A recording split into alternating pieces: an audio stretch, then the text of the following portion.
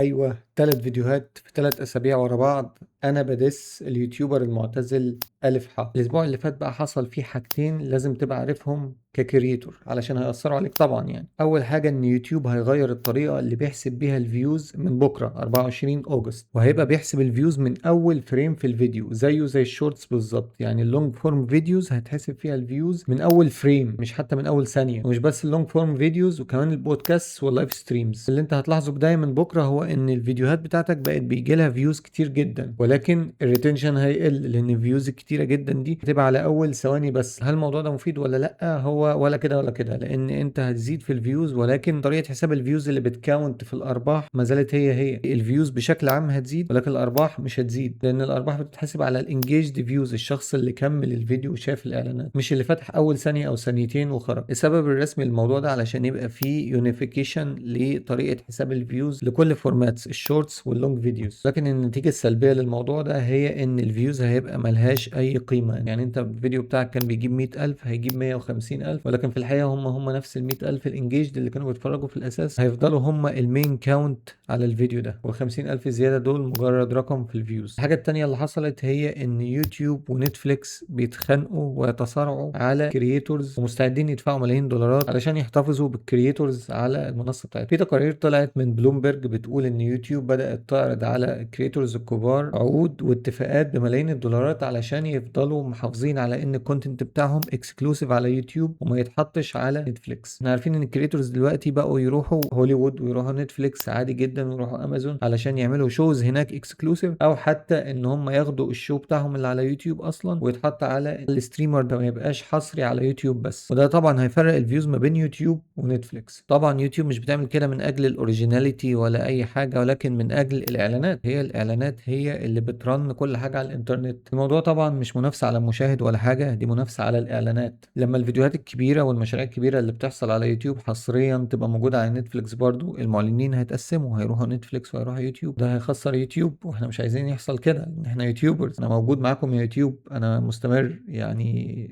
فاهمين؟ وانا لازم احضر الايفنتات بتاعت يوتيوب، مش هينفع كده. انا بقالي كتير وما حضرتش ولا ايفنت، فانا مكمل معاكم.